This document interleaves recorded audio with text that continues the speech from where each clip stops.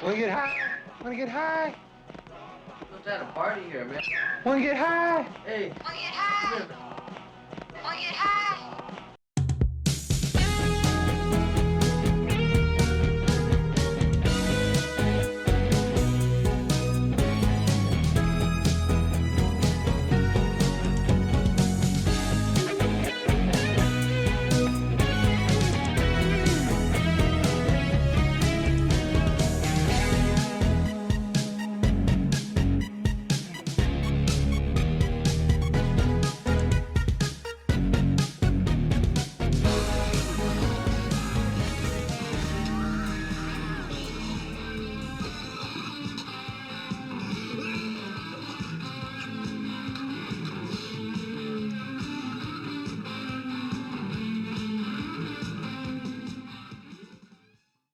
Hey everybody, welcome to another edition of a Deluxe Edition, the show where we dig into classic pop culture. I'm Bill Sebald here, as always, with Mr. Casey Shearer. How are you, sir? Good, Bill. How are you, buddy? You were completely gone in that puff of smoke for a hot second. I didn't even have to use special effects on it this time. I'm riding high, buddy. We had a fucking great guest this week, man. We did. Who was it? Tommy Chong. So if people were to ask me who was on my Mount Rushmore of potheads, I think I would have to go with the man that's on my shirt, Hunter Thompson, Joey Diaz. Now this is my list. This is Sure. People are gonna say, who the fuck is Joey Diaz? This is my list. Right.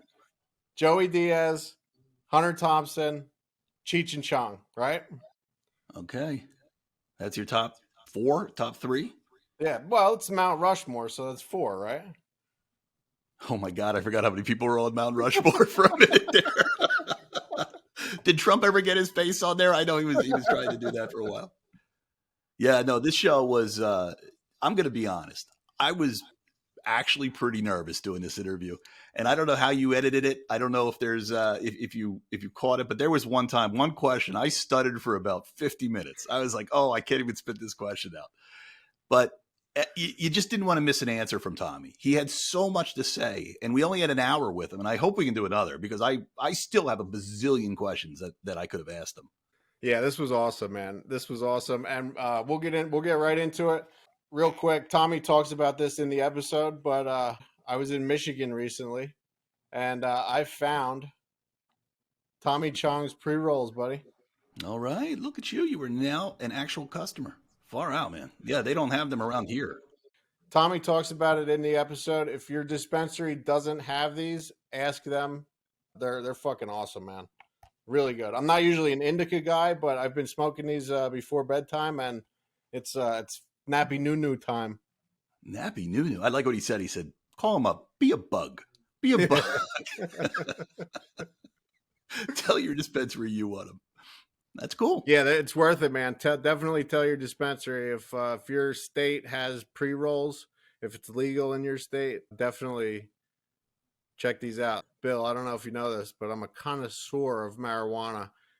This is some of the best stuff I smoked. This is wedding cake. These are there were 5 pre-rolls in this, and 30%. Dude, I know you don't know your numbers of marijuana that well. 30% weed. That's pretty high. It's good stuff. Did it taste like wedding cake? I'm not my taste buds are. I haven't been able to taste anything for months.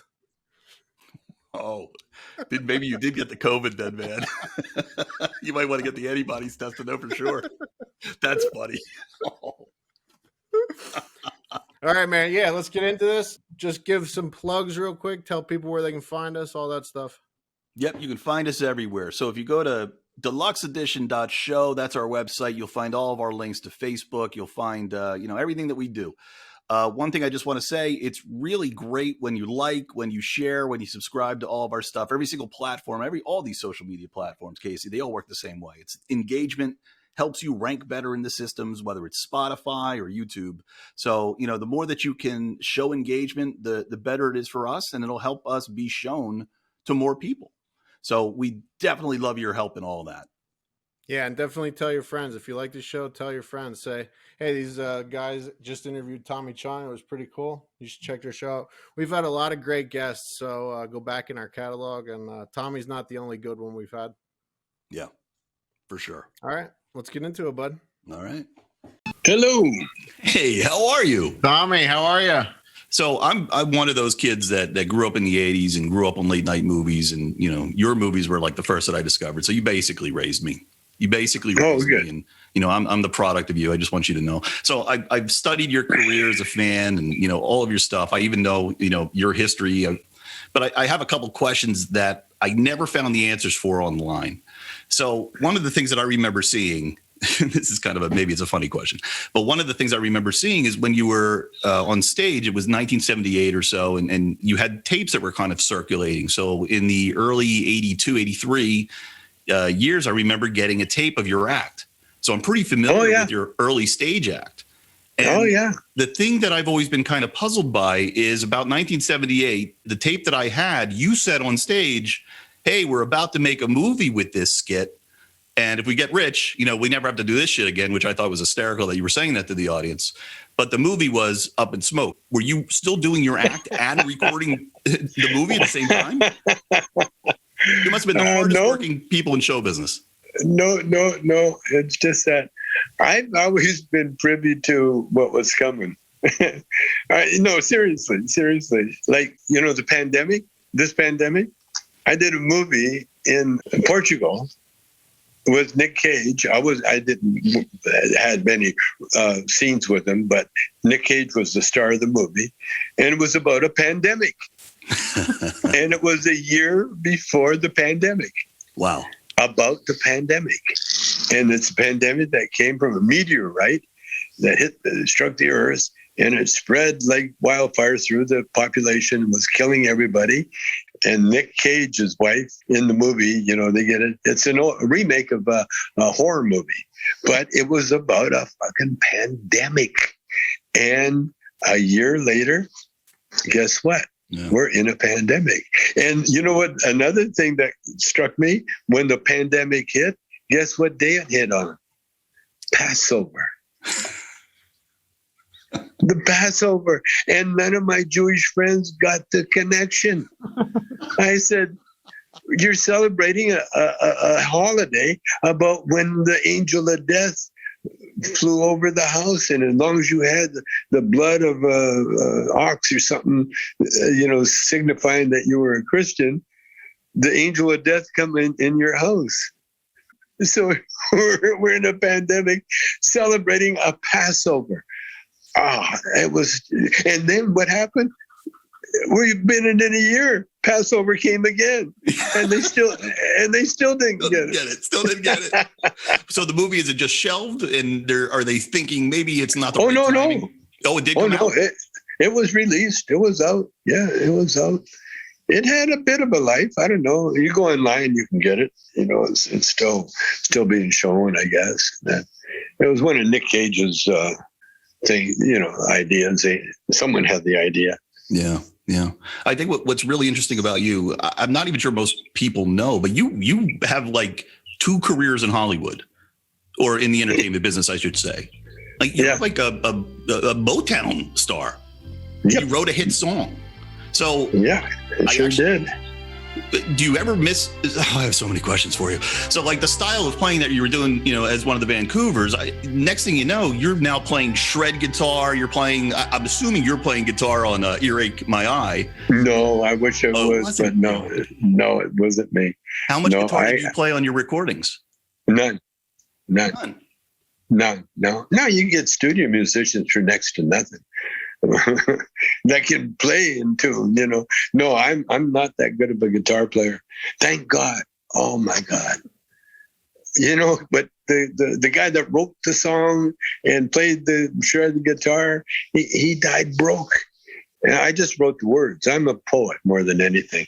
And I can play guitar, but thank God I'm not really that great, you know. I've got good instincts, you know. I got good timing. I don't have the strength, you know, in the fingers to really get the funky blues, you know, that guy that played on the record, Gay DeLorme, This guy was a monster guitar player. In fact, his claim to fame was that, seriously, when I heard him play, I quit playing guitar. Because he did that old trick, the guitarist trick, Hey, man, do you mind if I use your axe? Do you mind? Okay, here, let me fix the amp a little bit. He dirtles a little bit and turn it a little bit. Next thing I know, it's Jimi Hendrix coming out of that fucking amp. And I'm going, that's my guitar? I couldn't believe it. Yeah. Could not believe it. The guy was so great. But at the end of his life, this club would pay him $100 to come down and just just play a solo, And Gay felt, a little slighted. And he was also funny. He was the funniest. He gave us a lot of the skits. He wrote the Me and My Old Lady, the song that Cheech and I do, and Things Are Tough All Over.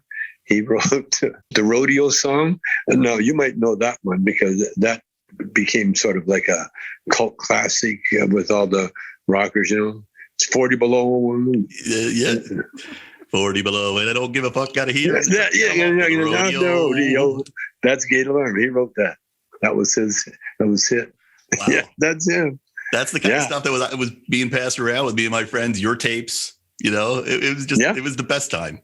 One of the questions I wanted to ask is, you had said that you were fired from the Vancouvers, and now I know why, because you were the guitar player and you can't play guitar. So that was good. Thank you. Well, in a way, you're right. In a way, in a roundabout, yeah, you're right, because I left the gig. What happened? Bobby, Motown, when they get a star group, first thing they do is take the singer, take the best parts of the group. It's like they take a car apart. They just take the motor and and the transmission, and then we're left. So they took Bobby Taylor. And then they left us with the job of backing up Berry Gordy's stable of girlfriends, and one was Chris Clark. And so when I missed the gig to get a green card, because, I was taking care of business, we'd been deported a couple of times from Detroit. And so it was time to get a green card because I was going to work in the States. Yeah. And so I told Motown, of course, get a green card. And they were helping me. But they didn't tell the road manager. When I missed the gig, he told me. He says, if you don't make it Saturday, you're fired. Or Friday, I think it was Friday. Anyway, I didn't make it. I did the meeting, and then I came to the gig. And the guy said, take your shit, get your shit, get out of here. Wow. See, had I been the star guitar player, they would have said, oh, sorry, you're late, no problem. But because I was just, a guitar player. You're just the rhythm backup guy. You were indispensable. Yeah, you're out of here. Now, the thing is, I wrote the song. See, I've never acted like that. I never in my life ever acted like a singer. I've always backed them up. And not because I was in love with the guitar. It was because it's like in the farm, you help people regardless of what they want done. And so when my friend needed a guitar player, I can play guitar. But it wasn't my lifelong dream to become a guitar player. In fact, my aunt finally bought me a Fender amp, a 15-inch speaker, that my brother, who I taught to play bass, because we never had a car and he had the car and we needed transportation. So I taught him how to play bass, and to the point where when we had a reunion, I had to, on stage, I had to go show him where to put his fingers. Because he never knew. And our real bass player, another kid, a singer, that he wanted. Then when we went on the road, we went without a bass player because he was married. He couldn't go on the road. And so we never, I would play bass sometimes in a trio situation. But for the most part, we played a lot of gigs without a bass player, and which gave me the Chuck Berry thumb. See, I can't straighten the thumb. It's from holding the pick. Wow. Like this here for 5 sets a night.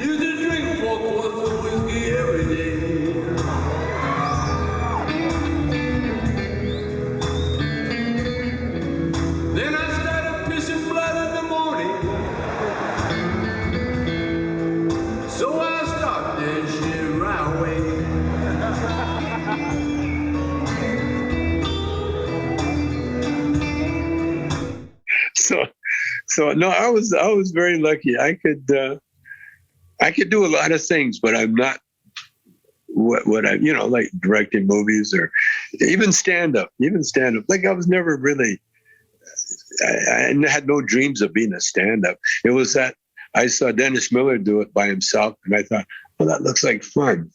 And now I'm kind of hooked on it. I like it a little bit too much. I don't, but I like talking. I like doing what I'm doing now. When you leave a career, were you scared at all, or were you saying, hey, I kind of am into the, because I know that you became introduced to improv and you fell in love with improv and you met Richard Cheech, right? And then you started, Cheech and Chong together, but you're switching from a career into something else. Did you go at it like I'm a little bit on my heels, or I'm excited to be giving this a shot? No fear at all. No, I'll tell you. When I was a kid, my mother had TB, so I never really was raised with a mother. And I had a problem. I ended up in the hospital for about a year. And then I went from the hospital right into a orphanage, like a home, Salvation Army home. And so I never had parents. I was always institutional. That's why going to jail was no big deal. It was like home, going back home. So I was always institutionalized. And then I realized I've been thinking about this a lot. The only entertainment we had when you're poor is church. That's the only organization that really accepts you, because that's what they're for, the poor and the miserable. And that was me. And so when I was a kid, my mother would send me to, when she came back to live with us, she would send us to Sunday school. And I loved it. I loved Sunday school. I loved all the stories and that. And I loved hearing about God. And then I went to Bible camp. Again, it was hearing about God and learning how to pray.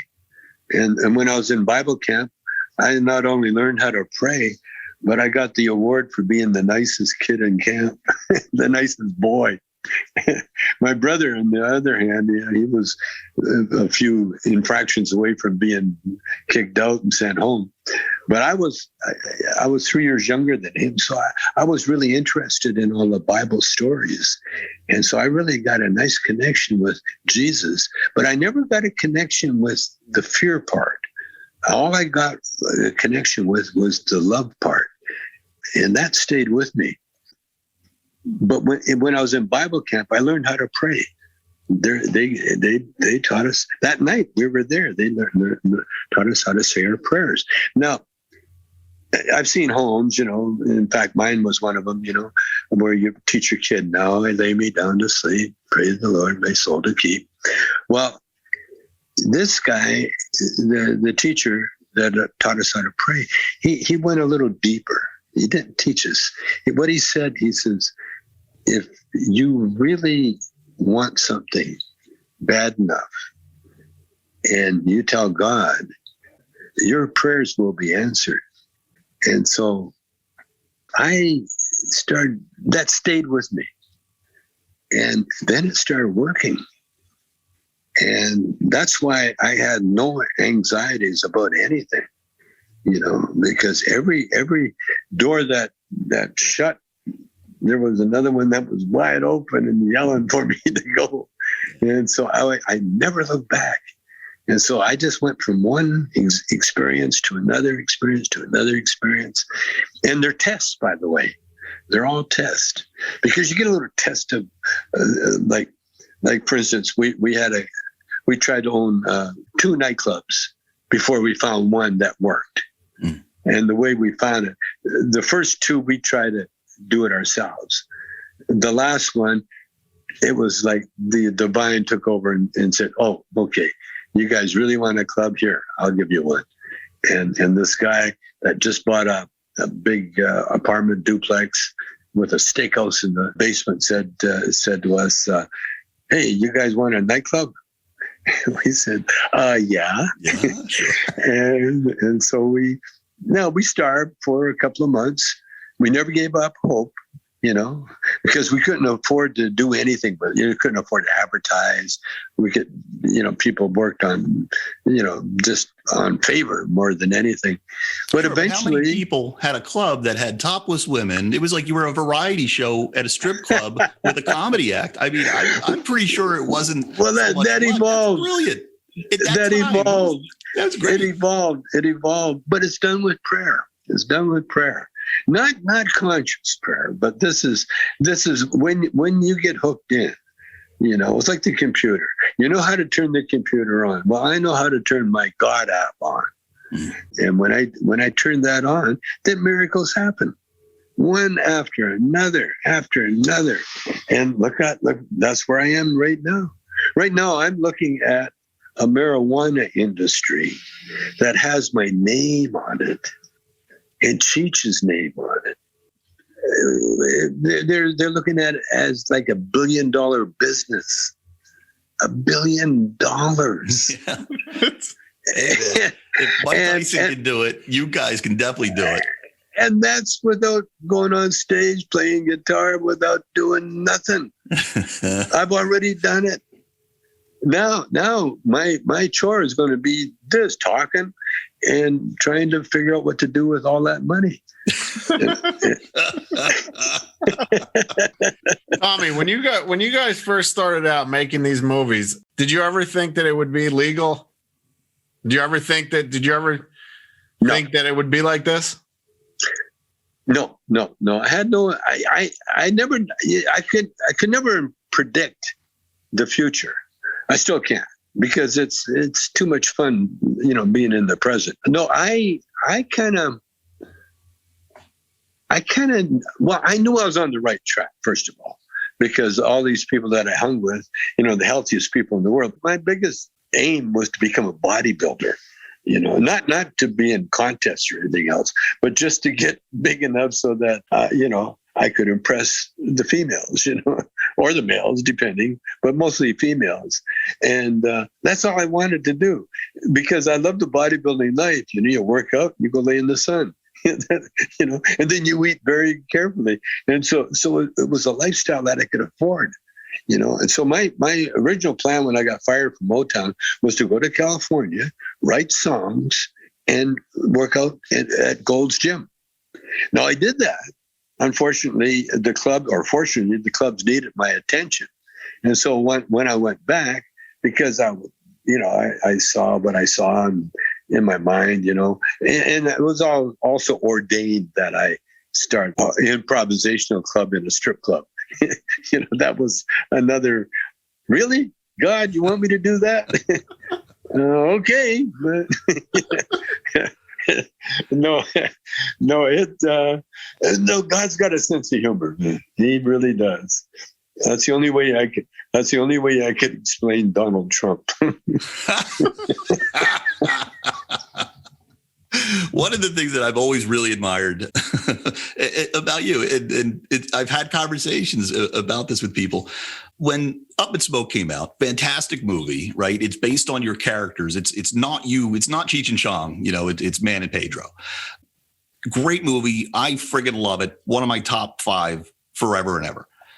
Then you start taking over the movies. You're directing the movies. Yeah. First off, everyone's like, oh, they must be stoned out of their mind. No, you have to be disciplined. You have to actually be like there to be able to make a movie. So I always assumed that you probably are a little bit more disciplined, a little bit more like you just described yourself, as I bet a lot of people ever knew. Oh, for sure. Yeah. How did you get control of movies? How did they not say, no, you keep staying with Lou. Let's keep milking this cash cow? How did they let you create the next couple movies? Well, again, it's ordained, see what I did.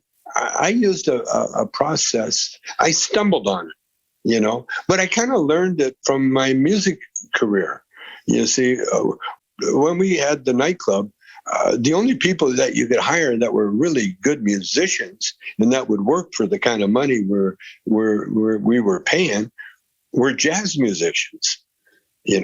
And so I got a really good education in jazz, incredible education. Even though I couldn't play it, I sure understood it. And when you understand jazz, and then you understand life, you see, because what jazz does, you take whatever tune you can think of, and then you add intelligent changes and intelligent trips to it, musical trips to it. You got a whole playground to play in, you know. And so I learned the theory of it. Now I had a nice compliment from Herbie Hancock because I do a character called Blind Melon Chidlin, which borders on racism, you know, because I play an old blind blues singer, and but I play a little guitar. When I was on myself, when I was on my own, I used to play a lot of guitar and then do Blind Melon Children. Well, Herbie came to see us one time, and so I played around with the guitar, and you know, and I know enough jazz and enough enough music. I don't have to think about it. I just do it. You know, that's how you dirtle around. And I get interesting little rhythm patterns going somehow. You know, the kind that would make Herbie Hancock go, "Oh, I like that. Oh, that." You know what I mean? I had a lot of people, I fuck with their mind. You know, because, years, you got to know something after years and years and years of playing on stage, night after night, And so I'll throw those little gems out there. And then he came in with a blind melon character saying, "There are only two kinds of women in the world. Those that smell good and those that don't." and Herbie said to me after, he says, "Man, you're playing that you're playing so great, and then you come up with that other shit." Isn't it so funny? I feel like the stuff that we saw in the 80s was all in such good fun.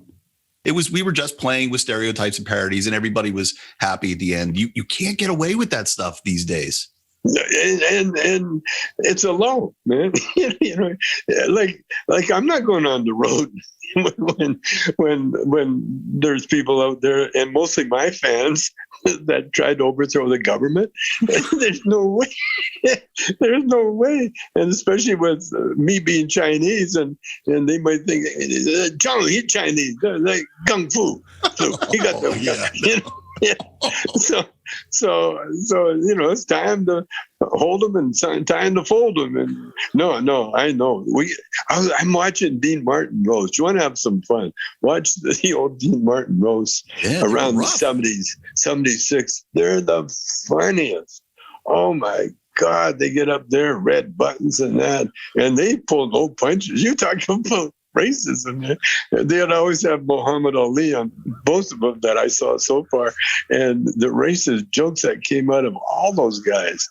Oh, it was so funny. Who was talking to? Oh, it was Don Rickles was talking like a black guy to Muhammad Ali, and Muhammad Ali got seriously, "Man, why are you talking like that? Why do you make your voice go like that?" You don't steal, do you? No way, Muhammad, unless you say so.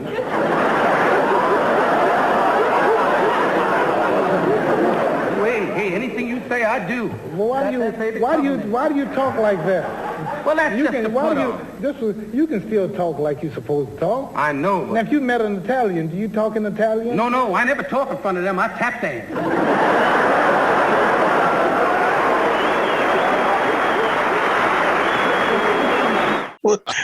Are you trying to say we talk like? Oh man, did he stop Rickles? It was a setup. It was a setup. Oh, it was a setup. It was a perfect setup because I fell for it. Everybody fell for it. And then it was like laugh. No, but we had that back there. And by the way, it was the last act of a lot of guys on that stage, that I saw there. They're all gone now. Bob Hope, Nipsey Russell, Don Rickles. They're all in purgatory, I guess.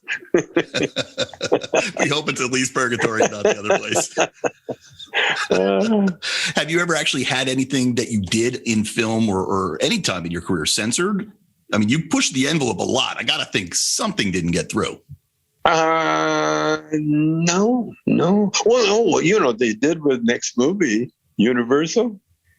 They asked me, and I gave them permission to recut it.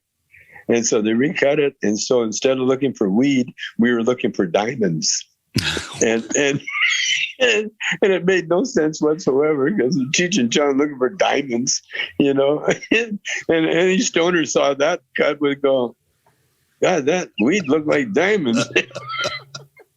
I've always wondered if you went into each movie sort of thinking, let's explore something else, because I've noticed the tone change, right? Nice Dreams. Oh, yeah. Like you went from this kind of, I don't even know how to explain the first movie. It is just a big road trip. And then there was more. It was a musical. It was a musical. Sure. Until Up in Smoke Woods. It was a musical. One tune. Yeah. So it was the entire movie. It was a movie of a song. That's great. Yeah. So when your next movies, they were a little bit like sex comedy. And then you had a movie that didn't mention marijuana at all. And then started to open up and you started to show your stage act, which is Still Smoking. And then a little bit more of a opportunity for you to play other characters. I got to think that wasn't just, you must have thought that through a bit. No, I wish I could say that. I would have stuck with the program, with the formula. I would have made. I would still be making Cheech and Chong movies. It was Cheech that rebelled, and even though I was the director, I knew I had to be the director because I directed Up in Smoke for the most part. There was a lot of things. I wrote it and I directed it. For the most part. Especially all the Cheech and Chong bits. Any Cheech and Chong bit in there, I was the one that said, this is it. This is what we like this one. There was a movie full of first takes. And so when I got the director hat and chair, I lost Cheech, literally. Because up until then, we were partners, thick and thin, Cheech and Chong. We worked live, Yeah, it was Cheech and Chong. But when you get into movies, then you get separated, And that's what happened with Lou and Cheech and I. We got separated from Lou, And then when I started directing movies, now the first one, next movie, we did fine. Now what I did, you see, I put Cheech's wife into next movie. And the reason I did that is because I wanted to put my wife in all the other movies, and Cheech was kind of he gave me resistance from the get-go. He never really was that comfortable with me being the director. But I had to do it that way because, a lot of that stuff would never have been made the way it was made had I not been there, like the band made out of weed, or like the Fuck Me Alex bit, or there's so many bits, Cheech peeing in the hamper, there's a lot of those bits that would never have happened had I not been able to say, this is what we have to do. And then when I started directing, next movie was different.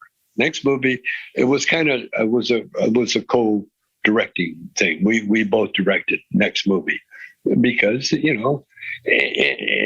although I wrote it and controlled it, especially in the editing room, but as far as the performance goes, Cheech directed quite a few people, some scenes in there. In fact, Dan Aykroyd actually helped in one scene in next movie, because that's the way I work. I give everybody a voice. I listen to everybody. Like when I did Things Are Tough All Over. No, what happened in trying to make Cheech part of it? Cheech he just disappeared. When we had another movie to do, at first he didn't even want to come and pitch the movies. Our producer, Howard Brown, Cheech hated him still to this day, even though Howard's dead. Cheech didn't like Howard. But Howard got us the 3 movies after Up in Smoke. He got us Free from Lou Adler. He got us the first movie with Ned Tannen. He got us the next 2 movies with Columbia. And then Howard went on, to help me do a lot of things, But Cheech didn't like him, and that kind of broke Cheech and I up. And so Cheech wanted to be part of the movie making process, you know, and he wanted to name the movie. And that's why Things Are Tough All Over got named Things Are Tough All Over. That was Cheech's idea of naming. See, I would have gone with Riding High. See, that was the title that I wanted to use. You know, and like I did Up in Smoke, you know, I have that talent. And Cheech, you know, he wrote Mexican Americans, and he wrote and directed Born in East LA. Right. But that was his only movie. That was it. He quit after that. He quit making movies. Now me, I made the Corsican Brothers, and then I made Far Out Man. Mm-hmm. Yeah, and I made one that's in my basement now, which I'm going to move to storage. I'm not giving up on it. But I try to make peace with Cheech, but you really can't. You know, when you make those changes, you know, that's it. And I look at the upside was that I became a stand-up comedian. You know, I'd never done that with long Cheech and I stayed together. Cheech became Nash Bridges and Tin Cup and all those things, you know. So it was time. But the breakup, like you said, you know, why didn't we do more Up in Smoke? Well, Lou Adler and Paramount owned the Smoke titles. We find because we did the movie for Paramount, Still Smoking. We could use Still Smoking because that was supposed to be See, there's an example of me. See, Paramount wanted us to do a concert movie like Eddie Murphy. Eddie Murphy did a concert movie, cost him $1 million. And so I told Paramount, give me $1 million, I'll do a real movie. And so they did. And so we did our Still Smoking movie. And then that was what I wanted to do. I wanted to immortalize those bits, those stand-up bits that they're immortalized. They're there forever. And I loved it. And I really, really enjoyed that time with Cheech. But now we're ready because of the pandemic. We had to stop, and it was too taxing on Cheech's knees, you know, his knee and me. You know, I'm not just blaming it all on Cheech. Me, you know, it takes me a lot longer to get out of a chair than it used to, and so you know things happen like they're supposed to happen. But I'm loving my life now. That's great. Yeah. Well, you've actually answered a question that I just thought of. We interviewed Tom Skerritt, and we were talking about his role as Strawberry, and, you know, we're fans of yours. So I brought you up, and he's like, yeah, we didn't really interact much. He was so busy directing, and I couldn't figure out why he said you were directing when I thought it was Lou Adler. So you actually, as you said, had a lot more to do with that movie than I realized. Okay. I directed the whole thing, you know, because these were bits that weren't written.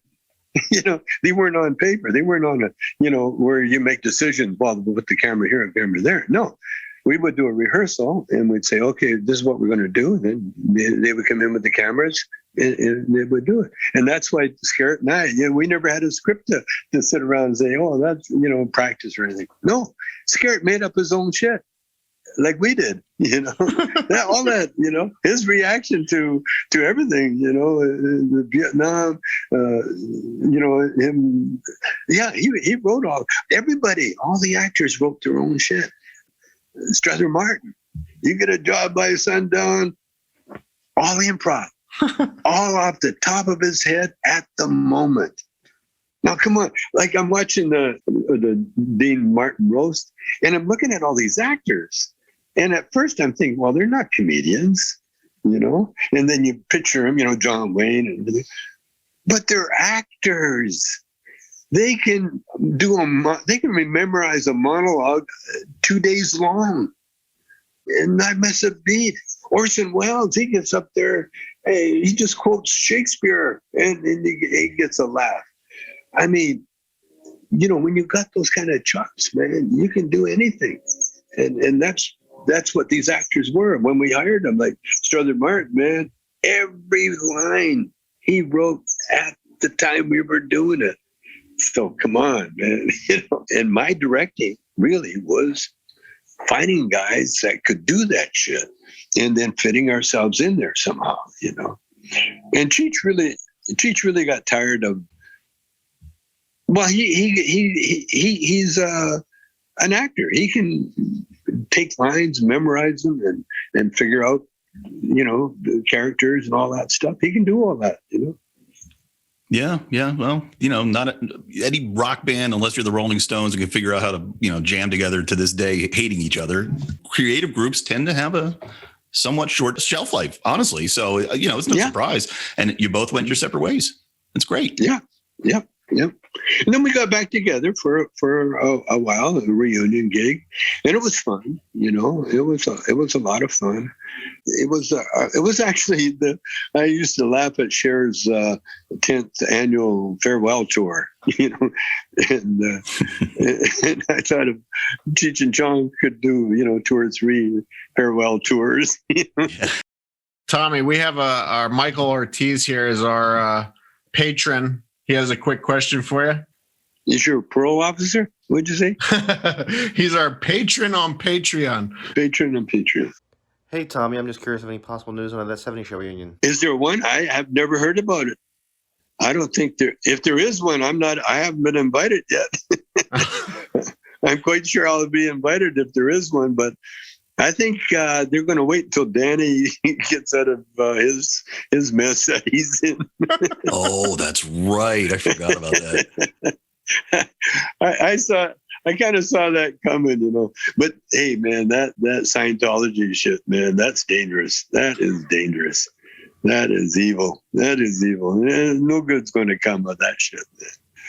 No, it's hard to believe, but sometimes the internet just isn't right about rumors. No, it's good. It's healthy. It's healthy to get it out there, And it's a test. It's all a test. You fall for that shit, you're going to learn a lot. You're going to lose everything, but you're going to learn a lot, And that's how you learn, by the way. You don't learn by winning. You learn by losing. Yeah, I always say your failures are your best teachers. So yeah, totally agree. That's it. Yeah. Okay, what's another question? All right, so we got one from April Ruiz here. She would like to know, what would you like your legacy to be? When I die, I want everybody to pick their favorite moments where I made them laugh so hard they peed themselves. And I want to go out. My legacy is really, oh man, that guy was funny. That's it. That guy was funny. That guy made me laugh. I've had a few of those compliments, where we made people laugh so hard that they had bowel movements, and really that's what I want to go down and be a known as. Well, I think you won't have a problem there, bud. I think you're well on your way. Well, I did a little eulogy for a friend of mine. He was actually he worked for me. He was my landlord when Cheech and I first got our first bit of money for our first record, Dave's Not Here. And so we got money. So I walked down the street, took his for rent sign, handed it to him, said, "We're living here." And he was my friend for years and years and years. And then when we made it big and I got the big house in Malibu, he came and worked for me. And then we moved to Stone Canyon. He worked on that house too. He was like the caretaker, jack of all trades. But one time I was gone away on the road for quite a while, and and Frank found a little patch of land on my property in Stone Canyon, and he planted about 15 sinsemilla 15-foot high marijuana plants, because he was a gardener, man. I've never seen plants like that in my life. And they were big buds and everything. We had neighbors trying to steal it and all that shit. And so when I give the eulogy, everybody was sad and crying. And so I told the story about Frank planting all the plants. I had that church laughing so hard, man. It was rocking. People couldn't believe it. It's in a church and it's a sad thing. And that's hopefully when I go out, that's when I should get roasted. That's when I want all the comedians and the people to come out. Instead of having a funeral, have a roast. That's a great idea. And then cremate me. I like Willie's one song, "Roll Me Up and Smoke Me." Yeah, Right? Yeah, no, you don't want to smoke human ashes. I'm serious. Good fertilizer. But no. Well, it's from the old Roman days, you know. The humans weren't not meant to dine on each other. There's some pretty horrible things that happen to you. And I wouldn't, you know, no, you don't want to smoke ashes. You want to smoke really good weed that grew out of the ashes. So after you're gone, there could actually be a Chong weed grown from your ashes. Yes. I can see that.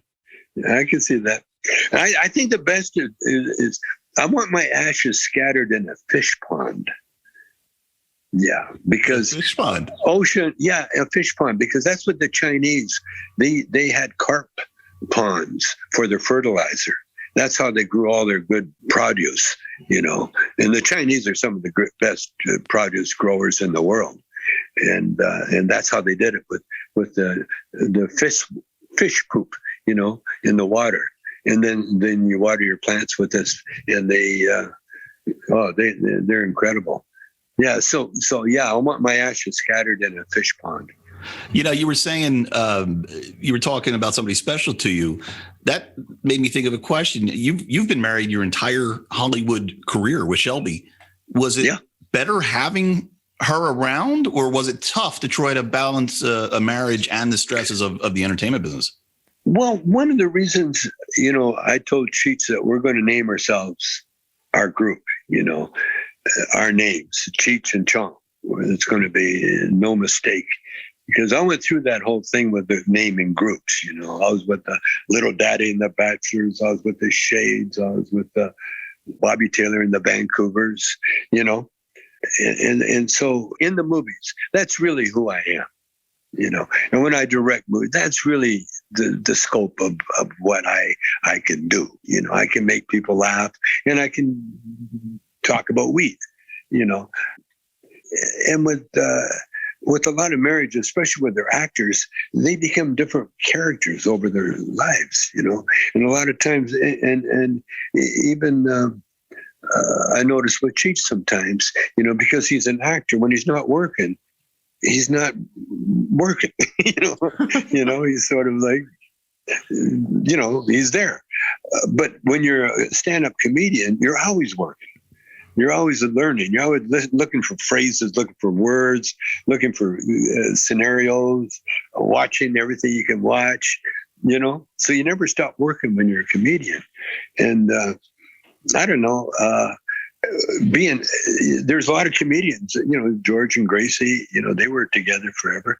Lucy and Desi would have stayed together had it not been for Desi's alcohol problem, you know. They would have stayed together. So comedians really have a track record of keeping their ladies. And I think one of the reasons is because we're dealing with truth, you see. And that's not, and when you meet someone that you fall in love with, that's truth. And the only reason you're not going to be in love with them is that maybe they fall in love with someone else. Well, what I learned is that you don't leave expensive jewelry laying around, you know. And so I found a way to put my wife working with me. To this day, I mean, when we go on stage, she's going to be in the back, and she's going to be not waiting for me to get off stage, but she's waiting to go on stage. Yeah, because you want a happy woman, man. You get her doing work like stand-up comedy or acting or something, you know, where they can express their beauty and their talent. You got a partner for life, and that's what I have. But we have Obama, and Obama's for hope. I hope he has a 10-inch dick. At least Hillary does. Yeah, Shelby's great. She's smooth, huh? Yeah. And I love her. I love her instincts.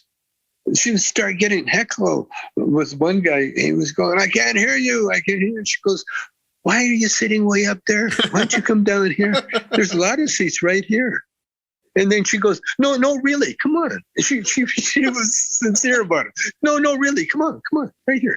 The guy got up, come down, sat there, never heckled her the rest of the night. Yeah, he was quiet. And she's so beautiful. And I think she knows how she affects me. She does know. Because she's always got this little sexy dress on. And so when she falls asleep on the couch, you know, I get a good view of everything. And I just get my instinct just say, oh man. She's just torturing the shit out of me. That's awesome. All right, so we have one final fan question from the Love Bug. He would like to know, even though you and Cheech, you know, aren't together anymore, what's your fondest memory with Cheech? That's a very good question. Well, there's so many.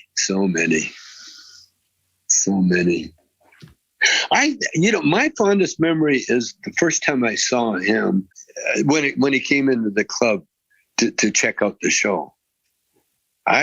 When I met him, he was writing for this hippie newspaper called Poppin'. And it was a little writer's office. And he had a little desk where he wrote his reviews. But when he came down to check us out, and that I loved that too. I loved his attitude, you know, because it wasn't like, oh yeah, I'm going to right there. He's, well, no, I'll check you up, see if it's right for me, you know. In the meantime, he's delivering carpets for $5 an hour, you know, and I'm offering him a job in an acting troupe, you know. But so he shows up, and we're all backstage, and Cheech is here. And there was a lot of excitement because there's something about Cheech. He's got an aura. It's dynamic, you know, like he just stood out.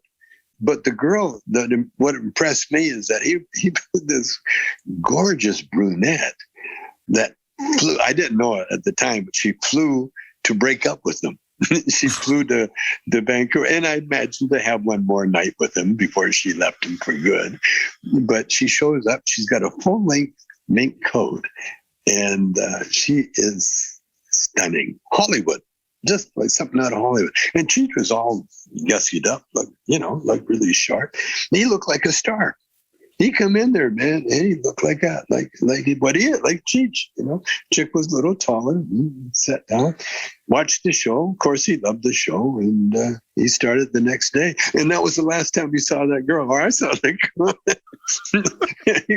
Because that was, goodbye, see you later.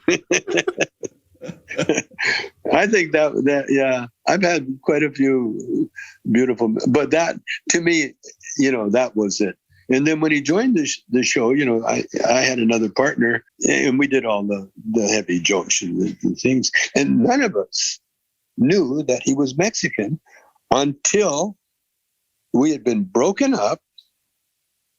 You know, until we got fired from the improv group, and then Cheech and I end up in LA.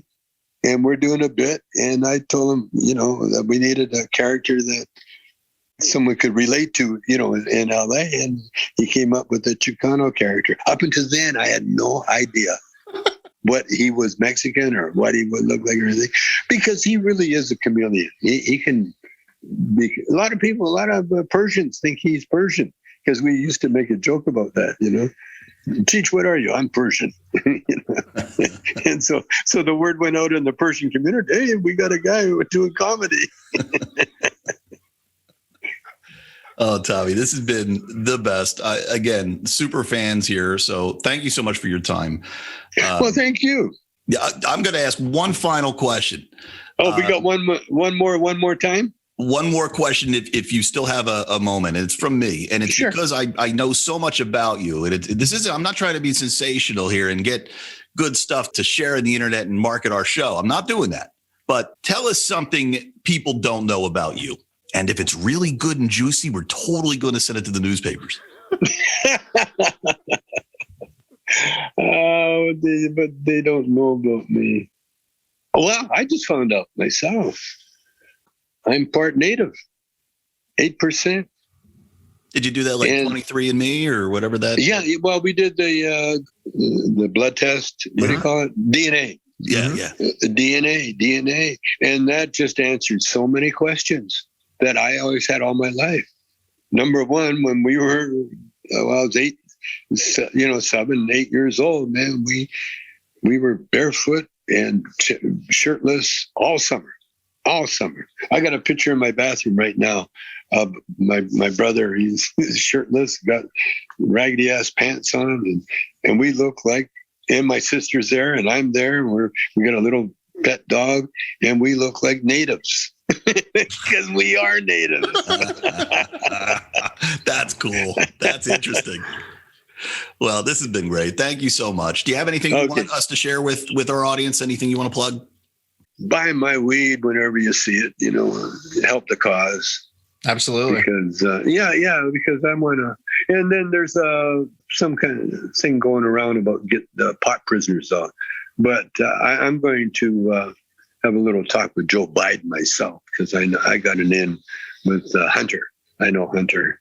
And so I'm going to give Joe a little boost, a little jig. I'll jig his little butt for a minute. Say, well, I know what legalize it, Joe, for fuck's sake, man. I know one of his laws put you in prison there, so I think you got a little bit. I got a reason. No, and I tell you what, if they don't, I'm going to start a class action lawsuit for the publicity. Yeah, because they're infringing on our rights to sell our weed, man. We can't have that. That's right. Tommy, where can people find your weed? California, Michigan. We just hit Michigan. We got pre-rolls going like crazy in Michigan. Palm Springs out in the desert. Malibu carries our stuff. It's all around. It's around. You gotta check for it. And then what you do, tell all your listeners, if they don't have it, just say, why don't you have it? Right. Be a bug. And if you do that enough times, then they'll find out how they can get our stuff. But we'll talk again when we get the dispensaries up and running. And by the way, I'm going to convert, I don't know, 1, maybe 2 dispensaries into a comedy club. Oh, that would be incredible. That would be amazing. Yeah. Wouldn't that be great? Hell yeah. And I'm going to adhere to the social rules, the distancing and all that. And have, these are spaces where you can record the best comedy, Wouldn't that be cool? Then you go to a dispensary and then you can sit and watch the show. Very cool. Yeah. Absolutely a brilliant idea. And Tommy, I've always had a question. Where can people get your necklace? I'm going to put out a website very shortly. In fact, we might go through eBay. I'm not. How about Etsy? It's eBay for homemade stuff. Yeah. Definitely do Etsy. I'll check it out. And that's where you can get them. This one is mastodon tusk. It was ivory, of course, but it was 11 million years old. Wow. And so it has a lot of properties. I'm making the hell out of them. Okay, guys. Thanks you, Tommy, so much. See ya. See ya. That was great.